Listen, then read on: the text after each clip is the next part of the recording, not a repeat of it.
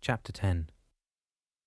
As they approached the mooring pier at the Boca Raton Marina, Malou came up the stairs, Gabby in tow.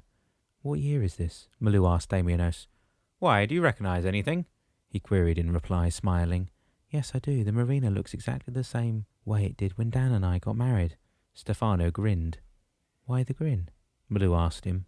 "It's because Damianos told me that you might remember things like meeting Dad when we got here." Malou returned the grin now and shook her head. "Yes, I remember." "Come on, Mum, do tell," Gabby said encouragingly, going to stand beside her brother and facing their mother. "Okay, well, your dad and I went to the same college, Lynn University. At the time, I was living in the dorms and shared a room with another girl. But on the day I met your dad, I was spending a bit of time with Tarquino." "You mean Tarquino, our friend who comes to the house all the time?" "Yes, Stefano, the very same." "And you guys have known him for all these years?" "Yes, actually your dad knew him from college." "But you even visited him when he lived in Venezuela, didn't you?" Gabby added. "Exactly. Anyway, to come back to the story about meeting your dad, he had decided to walk down the hallway with his friend Fernando to meet the girls who were to attend the fall term. Since our room was located at the one at the end of the corridor, your dad and his friend knocked on our door first. I was in the middle of eating a slice of Domino's pizza." "You mean like those at Dad's stores?" Gabby interrupted. "Yeah, just like it." "Then what happened?" Stefano seemed impatient to hear the juicy details of that first encounter. "Well, when I opened the door, I stood frozen on the spot holding my piece of pizza in one hand and putting the other in my mouth. So shocked I was." "Why?" "Because seeing your dad standing there in the doorway felt as if I had been struck by lightning. I couldn't even say hello, so shaken I was." "Why?" Gabby insisted. Malou giggled. "Because he was so handsome and his smile hit me right through the heart. I was so shocked. I had to go and sit on the bed. I think I babbled something about being sorry, but all I can remember was me trembling from head to toe. It's only later that I remembered him being with his Asian friend. He called him Fu Manchu, because the man just looked like that. Anyway, I couldn't take my eyes off your dad." Malou stared out of the side window of the wheelhouse as if transported to that moment. "He was, and still is, a beautiful man," she added, shaking her head. "Did he ask you out after that?" Stefano asked. "Yes, he sure did. I was waiting for that phone call every day, but a week later he finally called and invited me to go skiing at the Ski Rixon Park." "Isn't that where they have cables pulling the skiers instead of boats?" Gabby asked. "Yes, that's the one." "And you went water skiing?" Well, Stefano had a hard time imagining his mother on water skis. "Oh yes. Mind you, I wouldn't have been entering a competition any time soon. I was terrible, actually. But your dad and I had a fantastic time." "Did you go out after that?"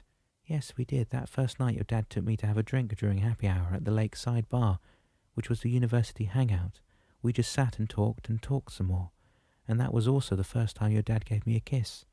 Again, Malou seemed to be lost in the memories of that day. "It was just as I dreamed it would be," she added, tears brimming at the rim of her eyes. "Did you attend classes at the same time then?" "Oh no, Gabby, I was a couple of years older than your dad, so we only met outside classes, and when I graduated, I returned to Haiti to stay home with your grandparents." Damianos, who had been listening to Malou's recollection of her first meeting with Dan, had to smile. He felt happy for her. She needed this, he thought. "Well, how about we go and take a walk around town for a while?" he suggested. "Yeah, good idea," Gabby agreed readily. "Maybe they've got new shops at the mall." Malou had to laugh. "I don't think you'll find any new stores in any of the malls, Gabby. Remember, this is still 1990, and ancient, as far as you are concerned. But at least it's different from 1988. Might be interesting to see what they've got." "All right then," Damiano said. "I'll go and register Destiny with the marina manager and join you in the parking lot." "In the parking lot?" Stefano blurted, quite surprised at the suggestion. "Yes, I thought you might like to drive that old cabbie of yours." "You mean it?" "Oh, you remember owning a cabbie, do you?" "Well, yes, how can I forget?" Stefano frowned. "As you may recall, your memories of your future were wiped off your minds when your dad decided to take an alternate path toward his future. Do you recall?" "Yes, that's right," Malou said. "We were only supposed to remember important events, but the rest we would have forgotten. So has that changed?" "Yes, Malou, now that Dan has chosen to return to the future following the same path he took once before, your memories have all returned." "Oh wow, that's great," Gabby exclaimed. "Okay, so I'll meet you in the parking lot in a few minutes, as soon as we've secured the boat to the pier." Malou, Stefano and Gabby nodded before they followed Damianos onto the pier. Coming out of Seagate's offices, Gustavo asked, "What about your wife? When did you meet her, or is that a secret?" Dan guffed. "Oh no secrets there." "It's actually a very nice story, that is," Chippewa commented, falling in step with his two companions. Well, in that case, you had better tell us all about it, haven't you? All right, Gustavo, Dan said. I met her while we were attending the same university. Oh, so you knew her when you were in Key West. How come we've never seen her then? That's because Malou was 2 years older than I was, and when she finished university, 2 years ahead of me, she returned to Haiti, where she stayed with her parents until she came back to Florida and got her own place. Where was this? In Boca Raton. That was about at the same time as I moved in with my 2 roommates, John and Dante. So you dated regularly, I bet. Oh yes, from the moment I laid eyes on Malou, I knew she was going to be my bride someday. But with everything that was happening after I left college and my being without a penny to my name for the longest time, I waited until I knew where I was going before I asked her to marry me. And when you got that promotion at Seagate, you felt it was the right time to ask her, right? Dan nodded, although I wasn't sure I wanted to remain with Seagate very much longer. Why was that? Well, that was because while I was working there, I started a side business building personal computers under my own brand. ABN, American Business Network. It sounded like IBM, and it was the reason I picked it.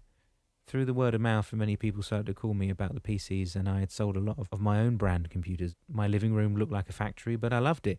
I was selling approximately 30 computers per week. I was happy that I was finally beginning to make money.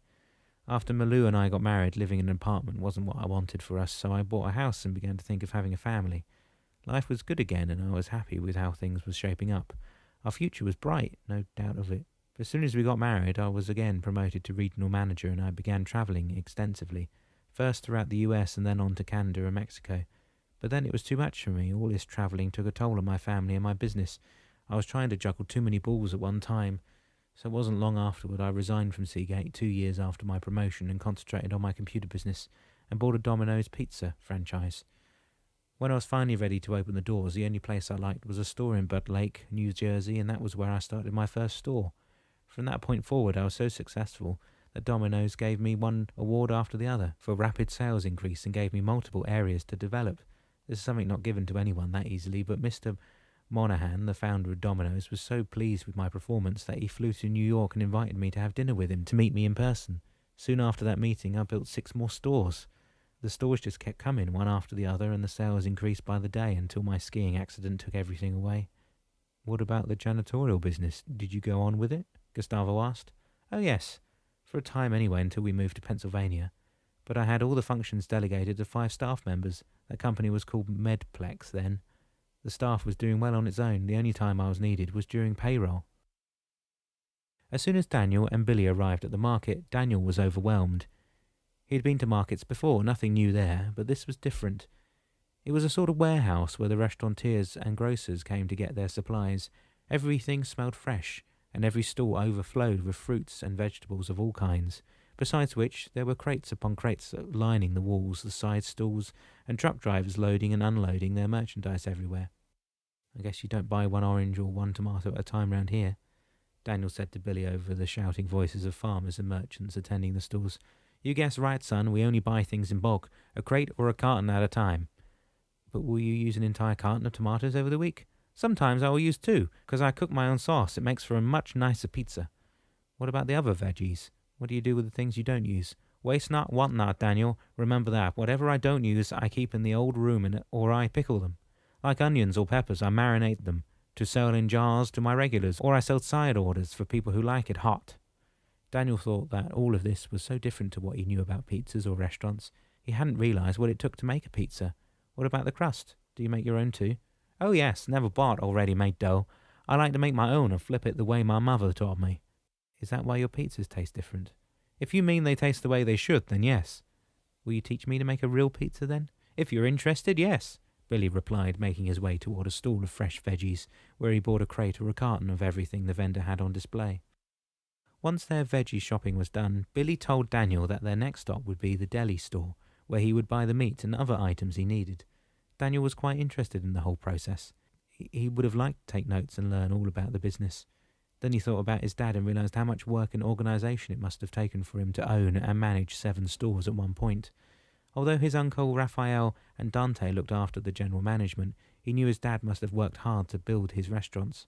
For him, Dad was always working, and he never realised until today how much effort and time it would have taken him to become the success his father had been. Do you have any other restaurants than the one near the beach? He asked Billy, as they came out of the deli. Oh no, son, one is enough for this man. It's a lot of work and long hours if you want to make it in this business. Making pizzas is a speciality, and I was lucky to buy the restaurant I've got now when I did. The land itself is worth about 10 times what I bought it for. What about your wife? Does she work with you? Is she on holidays now? No, she isn't, son, but she sure did at one point. Billy paused while he reversed out the parking lot. But then, when she got sick, I refurbished the place upstairs, sold our house so I could stay with her until she passed away. I'm sorry I didn't know, Daniel said, feeling bad that he hadn't asked the question another way.